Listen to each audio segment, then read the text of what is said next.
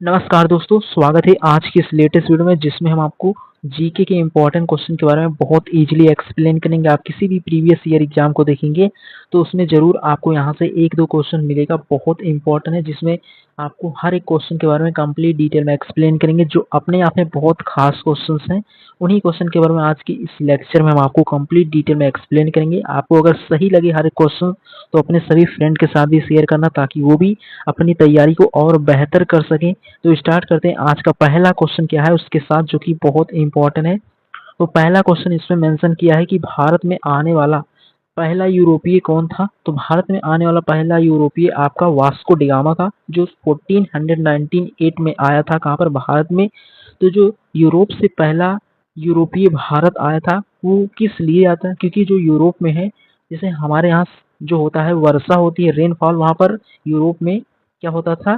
सर्दियों में और हर समय वहाँ पर स्नोफॉल होता था। तो यानी कि वहाँ पर जब स्नोफॉल होगा तो वहाँ की ज़मीनों पर बर्फ जम जाता था, जिससे वहाँ पर किसी भी तरीके से फसल को उगाया नहीं जा सकता था। तो वो अपना जीवन यापन मांस खाकर बिताते थे, लेकिन जो मांस थे वो लिमिटेड थे, जिससे वो अपने खाने को लंबे समय तक चलाने के लिए मसालों का उपयोग करने लगे। लेकिन मसालों का जो गढ़ था वो इंडिया था, यानी कि भारत था। इसी कारण जो भारत में आने वाला पहला व्यापारी था वो वास्को डिगामा था, जिसने 1498 में भारत के समुद्री मार्ग की सहायता से भारत में पहुंचा था। तो ये इम्पोर्टेंट है कि भारत में आने वाला पहला यूरोपीय कौन था। तो वास्को डिगामा, जो कि 1498 ईस्वी में आया था। कहाँ पर? भारत में। उसके बाद अगला क्वेश्चन मेंशन किया है कि वास्को डिगामा भारत के किस स्थान पर उतरा था। तो वास्को डिगामा जो भारत के किस स्थान पर उतरा था? तो कालीकट में। और कालीकट कहाँ पर है, कौन से राज्य में है? तो केरल में। तो ये आपको क्लियर हो गया होगा कि जो यूरोप से आने वाला वास्को डिगामा था उसको ज़रूरत क्यों थी। क्योंकि यूरोप में जैसे हमारे यहाँ रेनफॉल होता है, वहाँ स्नोफॉल होता था, जिससे वहाँ पर किसी भी प्रकार की फसल को उगाया नहीं जाता था।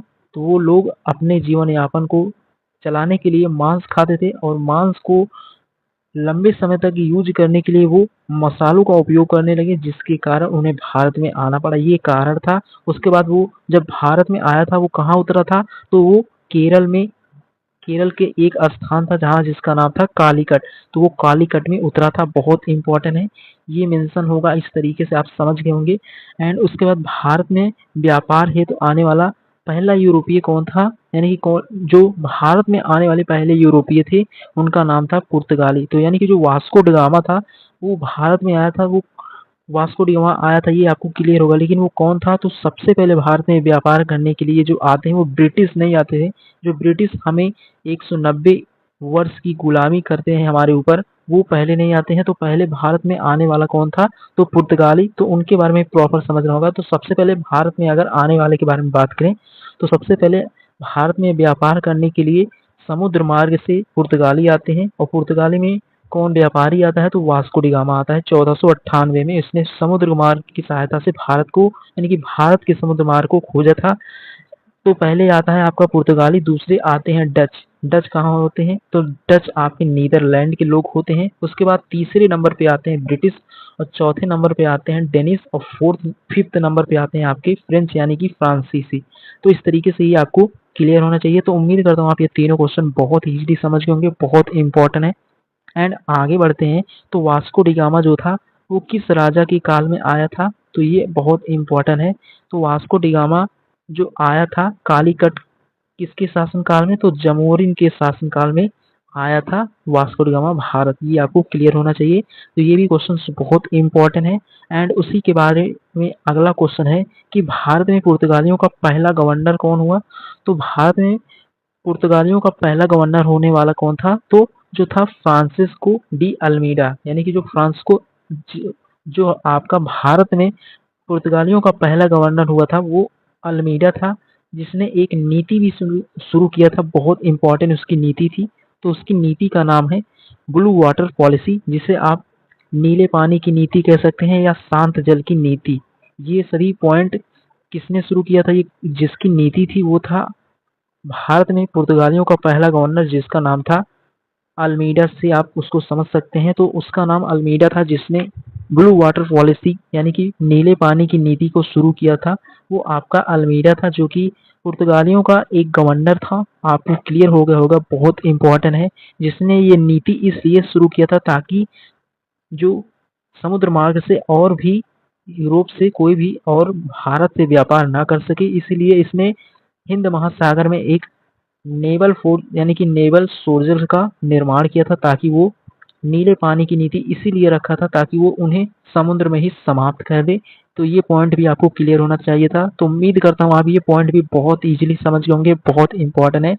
तो उम्मीद करता हूँ आप ये 6 क्वेश्चन बहुत इजीली समझ गए होंगे। एंड इसके आगे बढ़ते हैं, तो उम्मीद करता हूँ आपको ये सभी क्वेश्चन बहुत इजीली समझ में आ गए होंगे। अगर आपको समझ में आ रहा होगा सभी क्वेश्चन, तो अपने सभी दोस्तों के साथ भी शेयर करना ताकि वो भी अपनी पढ़ाई को और बेहतर कर सकें। बहुत ही इंपॉर्टेंट क्वेश्चन हैं। उसके बाद भारत में पुर्तगालियों का दूसरा गवर्नर कौन था? तो भारत में पुर्तगालियों का दूसरा गवर्नर कौन था? अल्बुकर्क। तो यानी कि जो पहला है वो अल्मीडा है, जिसने एक नीति भी शुरू किया, ब्लू वाटर पॉलिसी, जिसे हम शांत जल की नीति या इस तरीके से उसको अपनी नीति को शुरू किया था। और दूसरा था अल्बुकर्क। तो जो आपका वास्को डिगामा था वो एक व्यापारी था, ना कि वो एक गवर्नर। तो वो पहले भारत में व्यापार करने के लिए आता, इसलिए वो भारत में आने वाला पहला व्यापारी वास्को डिगामा है। लेकिन अगर पहला गवर्नर पूछेगा तो अल्मीडा हो जाएगा, और दूसरा है अल्बुकर्क। और अल्मीडा ने अपना नीति शुरू किया था, ब्लू वाटर पॉलिसी या शांत जल की नीति भी आप उसको कह सकते हैं। उसके बाद 8वां क्वेश्चन है, इस तरीके से आप जो गोवा पर पुर्तगालियों ने कब कब्जा किया था? तो 1510 ईस्वी में कब्जा किया था। ये पॉइंट भी आप बहुत इजीली समझ गए होंगे, बहुत ही इंपॉर्टेंट है। एंड उसके बाद 9th नंबर क्वेश्चन के बारे में बात करें, तो गोवा को पुर्तगाली की स्थायी राजधानी कब बनाया गया था? तो 1530 में गोवा को, पहले तो गोवा को उन्होंने कब कब्जा किया था? तो 1510 में, लेकिन उसको अपना स्थायी राजधानी कब बनाया था? तो 1530 ईस्वी में। तो इस तरीके से आप 9 क्वेश्चन को बहुत इजीली समझ गए होंगे, बहुत इंपॉर्टेंट है। आप किसी भी प्रीवियस ईयर एग्जाम में देखेंगे तो आपको पूरा प्रॉपर ये क्वेश्चंस मिलेंगे जो हिस्ट्री के हैं, बट बहुत इंपॉर्टेंट है। जो हमारे भारत में आने वाले पहला पुर्तगाली थे, यानी कि जो भारत से व्यापार करने आए थे समुद्री मार्ग से, पहले वो व्यापारी ही जो थे। व्यापारी के बारे में अगर पूछेगा आपसे तो वास्को डिगामा था, और आने वाले कौन थे? तो पुर्तगाली। तो उम्मीद करता हूँ आप ये सभी पॉइंट को बहुत इजीली समझ गए होंगे। उसके बाद बढ़ते हैं इसके आगे वाले क्वेश्चन के बारे में, जो कि और इम्पोर्टेंट है। उसके बाद भारत में ईसाई धर्म का प्रचार। उसके बाद 11th नंबर क्वेश्चन के बारे में बात करें कि सेंट फ्रांसिस जेवियर कौन था? तो वो एक ईसाई मिशनरी जिसने भारत में धर्म का प्रचार किया था। तो इस तरीके से आप ये भी क्वेश्चन बहुत इजीली समझ गए होंगे, बहुत इंपॉर्टेंट है। एंड 12वें क्वेश्चन के बारे में बात करें, तो भारत में पहला यानी कि जो प्रिंटिंग प्रेस किसने लाया था? तो पुर्तगालियों ने 1556 में गोवा में लाया था। ये क्वेश्चन भी आपके एग्जाम के पॉइंट ऑफ व्यू से बहुत इंपॉर्टेंट है कि भारत में पहला छापा खाना यानी कि जिसे हम प्रिंटिंग प्रेस कहते हैं, वो किसने लाया था? तो पुर्तगालियों ने 1556 में गोवा में लाया था। तो ये पॉइंट भी बहुत इंपॉर्टेंट है। तो इस तरीके से आप ये 12 क्वेश्चन बहुत इजीली समझ गए होंगे प्रॉपर। अगर फिर भी आपको कोई डाउट हो, हर एक क्वेश्चन के बारे में आपको बहुत इजीली एक्सप्लेन करेंगे।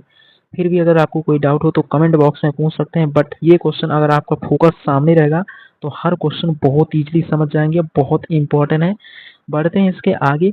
उसके बाद पूछ रहा है पुर्तगाली किस पर यानी कि जो पुर्तगाली थे वो किस व्यापार के लिए प्रसिद्ध थे? तो वो मसालों का व्यापार के लिए प्रसिद्ध थे, यानी कि जो मसालों का व्यापार करने के लिए ही पुर्तगाली भारत में आए थे, क्योंकि मसालों की मांग कहाँ पर पुर्तगालियों को बहुत थी, क्योंकि उनके यहाँ पर मसालों के ही ऊपर डिपेंड था उनका भोजन। ये आप समझ सकते हैं। तो इसीलिए उनका प्रसिद्ध जो व्यापार था वो मसालों का था। उसके बाद 14 नंबर क्वेश्चन के बारे में डिस्कस करें, तो भारत में पुर्तगाली व्यापार का प्रमुख केंद्र कौन था? तो जो भारत में पुर्तगालियों का व्यापार प्रमुख केंद्र था वो गोवा था। ये आपको क्लियर होना चाहिए, बहुत इंपॉर्टेंट है। उसके बाद पूछ रहा है पुर्तगालियों का भारत में सबसे अंतिम कब्जा किस क्षेत्र पर था? तो गोवा और दमन और दीव।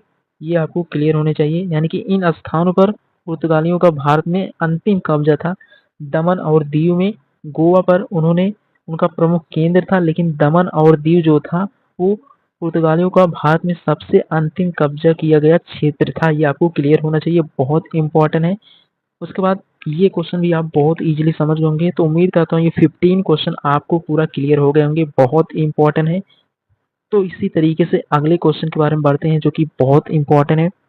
अगला क्वेश्चन मेंशन किया है कि भारत में पुर्तगालियों की शक्ति का पतन कब शुरू हुआ था। तो 17वीं शताब्दी में जो पुर्तगाली थे उनका पतन होना शुरू हुआ था। और भारत में पुर्तगालियों के खिलाफ पहला विद्रोह कब हुआ था। तो 19वीं सदी में पुर्तगालियों के खिलाफ पहला विद्रोह हुआ था। एंड उसके बाद 18 नंबर क्वेश्चन के बारे में एक्सप्लेन करें तो गोवा को भारत यानी कि जो गोवा को भारत में यानी कि जो गोवा था वो भारत में कब मिला। तो 1961 में जो गोवा था वो भारत को मिला। लेकिन जो 1961 है उसमें आपका एक इवेंट होता है, बहुत इंपॉर्टेंट है। 1961 में ही पुर्तगाली भारत को छोड़ते हैं और कब आते हैं तो 1498 में। तो इस तरीके से प्रॉपर उन्होंने भारत में उनका ये शासन काल था। तो इस तरीके से आप ये भी समझ गए होंगे कि गोवा को भारत में कब मिलाया गया। तो 1961 में गोवा को यानी कि जो गोवा भारत का एक राज्य है उसको 1961 में मिलाया गया, ये आपको क्लियर होना चाहिए। और पुर्तगालियों में पहला विद्रोह कब हुआ था तो 19वीं सदी में। और पुर्तगालियों की शक्ति का पतन कब शुरू हुआ था तो 17 शताब्दी में। तो यानी कि 17 शताब्दी में उनका पतन शुरू हुआ था, शक्ति का पतन। और उनके खिलाफ पहला विद्रोह 19 यानी कि 19वीं सदी में शुरू हुआ था। तो इस तरीके से प्रॉपर आप 18 क्वेश्चन भी बहुत इजीली समझ गए होंगे, बहुत इंपॉर्टेंट है। उसके बाद आता है ऑपरेशन विजय किससे संबंधित है। तो पुर्तगालियों को गोवा यानी कि गोवा को पुर्तगालियों से मुक्त कराने के लिए भारतीय सैन्य अभियान चलता है जिसे हम ऑपरेशन विजय कहते हैं। और इससे प्रीवियस आप देख रहे होंगे जो गोवा को भारत में कब मिला गया तो 1961 में जो इवेंट होता है उसे हम ऑपरेशन विजय कहते हैं। क्योंकि जो पुर्तगाली थे ये बहुत ही ज़्यादा क्या थे, क्योंकि जितने भी भारत में व्यापार करने आए थे जैसे आपके डेनिश हुए, डच हुए, ब्रिटिश हुए, फ्रेंच हुए, ये आते हैं और समय के साथ चले जाते हैं। लेकिन पुर्तगाली सबसे पहले आते हैं और सबसे अंत में यही जाते हैं। तो जब हम 1961 में ऑपरेशन विजय चलाते हैं तब पुर्तगाली भारत को छोड़कर जाते हैं। तो यहाँ पर वही क्वेश्चन को मेंशन किया है। उसके बाद अगला क्वेश्चन है कि पुर्तगालियों ने भारत में सबसे पहला बंदरगाह पर कब्जा किया था, कौन से बंदरगाह पे। तो कालीकट, जो कालीकट आपका केरल में है, ये भी आपको क्लियर होना चाहिए। और उसके बाद 21st क्वेश्चन है, इसमें मेंशन किया है कि पुर्तगालियों ने भारत में कितने साल तक शासन किया था। ये क्वेश्चन बहुत ही इंपॉर्टेंट है। तो लगभग उन्होंने 450 वर्षों तक इंडिया पर शासन किया था। यानी कि 1498 में आते हैं और 1961 में जाते हैं, यानी कि 450 वर्षों तक उन्होंने भारत पर क्या किया था, शासन किया था। तो इस तरीके से उनका ये शासन काल था। ये ब्रिटिश से भी ज़्यादा दिनों तक भारत में शासन करते हैं, क्योंकि ब्रिटिश तो हमारे जो थे वो 1757 से 1947 जिसे हम राउंड ऑफ करके 200 वर्षों तक बताते हैं उन्होंने भारत को गुलाम करके रखा। लेकिन जो पुर्तगाली थे वो 450 वर्षों तक भारत पर शासन किया था। तो ये भी क्वेश्चन बहुत ही इंपॉर्टेंट है एग्जाम के पॉइंट ऑफ व्यू से। तो उम्मीद करता हूँ आप ये 21st को भी क्वेश्चन को बहुत ईजिली समझ होंगे, बहुत इंपॉर्टेंट है। उसके बाद 22 क्वेश्चन है आपका कि भारत में ईसाई स्कूल और चर्च किसने बनवाया। तो पुर्तगाली ने इन्हें बनवाया था, ये आपको क्लियर होगा। क्योंकि ईसाई जो थे, ईसाई धर्म का प्रचार करने वाले पुर्तगाली ही थे, तो ये उनका स्कूल और चर्च का निर्माण कराएंगे भी। तो पुर्तगाली ने ही इसको कराया था। उसके बाद पुर्तगालियों का प्रमुख दुश्मन कौन था भारत में। तो डच और अंग्रेज जो थे वो पुर्तगालियों का मुख्य दुश्मन थे, ये आपको क्लियर होना चाहिए। उसके बाद 24 यानी कि 24 वाले क्वेश्चन के बारे में बात करें तो पुर्तगालियों ने भारत में किस प्रणाली का उपयोग करके धर्म परिवर्तन कराया। तो जो उन्होंने धर्म परिवर्तन कराया वो बहुत इंपॉर्टेंट है। तो उम्मीद करता हूँ आप यहाँ तक सभी क्वेश्चन को बहुत इजीली समझ गए होंगे, बहुत इंपॉर्टेंट है। तो धार्मिक दमन के आधार पर उन्होंने भारत में धर्म परिवर्तन कराया था, तो ये आपको क्लियर होना चाहिए, बहुत इंपॉर्टेंट है। ये भी क्वेश्चन आप बहुत इजीली समझ गए होंगे। उसके बाद बढ़ते हैं इसके आगे वाले क्वेश्चन के बारे में। भारत में पुर्तगाली किस सम्राट के समय आए थे। तो लोदी वंश के दौरान दिल्ली सल्तनत में पुर्तगाली भारत में आए थे, बहुत इंपॉर्टेंट है। ये पूछ लेगा कि भारत में पुर्तगाली किस सम्राट के समय आए थे। तो लोदी वंश के दौरान, जो कि दिल्ली सल्तनत पे था, ये आपको क्लियर होना चाहिए। उसके बाद 26 यानी कि 26 नंबर क्वेश्चन के बारे में बात करें तो पुर्तगालियों ने भारत में पहला किला कहाँ बनाया? तो उन्होंने कोचीन में 1503 में उन्होंने अपना पहला किला बनाया था। 1503 में उन्होंने कोचीन में पहला किला अपना बनाया था, या फैक्ट्री कह सकते हैं। उसके बाद भारत में पुर्तगालियों की भाषा कौन सी थी? तो यानी कि जो उनकी भाषा थी वो पुर्तगीज थी, ये आपको क्लियर होना चाहिए। तो उनके नाम पर ही उनकी लैंग्वेज का नाम है पुर्तगीज। उनकी यानी कि वो कौन थे? वो पुर्तगाली थे, तो उनकी भाषा भी कौन सी है? तो पुर्तगीज है। तो ये पॉइंट भी आप समझ गए होंगे, ये क्वेश्चन भी एग्जाम के पॉइंट ऑफ व्यू से बहुत इंपॉर्टेंट है। किसी भी एग्जाम को देखेंगे तो उसमें ये क्वेश्चंस मेंशन होंगे।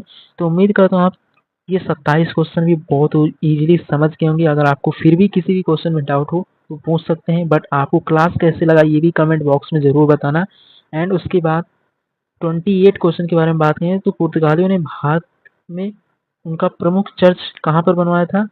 यानी कि जो चर्च कौन था उसे बनवाया था कौन? पुर्तगालियों ने। यानी कि पुर्तगालियों ने भारत में अपना कौन सा प्रमुख चर्च बनवाए थे? उन्होंने जो चर्च बनवाया था उसका क्या नाम है? तो वो चर्च आपका गोवा में है, जिसे आप बॉम जीसस चर्च कहते हैं। जो पुर्तगालियों ने भारत में प्रमुख चर्च बनवाए थे उसे बॉम जीसस चर्च कहते हैं, जो आपका गोवा में है। उसके बाद गोवा स्वतंत्रता संग्राम का नेतृत्व किसने किया था? तो डॉक्टर राम मनोहर लोहिया ने आंदोलन का समर्थन किया था। ये आपको क्लियर होना चाहिए, बहुत इंपॉर्टेंट है कि जो गोवा स्वतंत्रता संग्राम का नेतृत्व करने वाले हैं आपके, वो डॉक्टर राम मनोहर लोहिया हैं। ये आपको क्लियर होना चाहिए, बहुत इंपॉर्टेंट है। उसके बाद आज के लास्ट क्वेश्चन के बारे में बात करें कि भारत में पुर्तगालियों के आगमन की सबसे बड़ी ऐतिहासिक विशेषता क्या थी? तो ये पॉइंट आपको क्लियर होना चाहिए कि समुद्र मार्ग से भारत और यूरोप का सीधा संपर्क स्थापित हुआ। यानी कि उन्होंने सीधे समुद्र मार्ग से भारत में क्या जोड़ा था? संपर्क। वो किस लिए जोड़ते थे? पहले तो वो लैंड रूट से आते थे, लेकिन जब जहाँ से वो आ रहे थे वहाँ पर जब उस्मानी मुसलमानों ने उनके रास्ते को ब्लॉक कर दिया था, जिन्होंने उनसे कहा कि धर्म यानी कि वो धर्म के उस समय धर्म के लिए बहुत लड़ाइयाँ चल रही थी, तो उन्होंने कहा आपको इस्लाम धर्म अपनाना है। इसीलिए यूरोप के लोगों ने भारत का समुद्री मार्ग खोजना शुरू किया। तो इस तरीके से समुद्र मार्ग से भारत का सीधा संपर्क स्थापित किया था पुर्तगालियों ने। तो इस तरीके से प्रॉपर आप पुर्तगालियों के ऊपर जो 13 क्वेश्चन है बहुत इजीली समझ गए होंगे, बहुत इंपॉर्टेंट है। एक फिक्स पैटर्न के क्वेश्चन थे बट इंपॉर्टेंट है। इसमें से इस तरीके से यानी कि पुर्तगालियों के ऊपर अगर कोई भी क्वेश्चन बनेगा तो आप 100% बहुत इजीली कर लेंगे, बहुत इंपॉर्टेंट है। फिर भी अगर आपको कोई डाउट हो तो कमेंट बॉक्स में पूछ सकते हैं। तो उम्मीद करता हूँ आज के सभी क्वेश्चन को आप बहुत इजीली समझ गए होंगे, बहुत इंपॉर्टेंट है। फिर भी कोई डाउट हो तो कमेंट बॉक्स में पूछ सकते हैं। आपको क्लास कैसे लगा ये भी कमेंट बॉक्स में ज़रूर बताना। तो मिलेंगे नेक्स्ट लेक्चर में और नेक्स्ट टॉपिक के बारे में आपको कंप्लीट डिटेल में एक्सप्लेन करेंगे।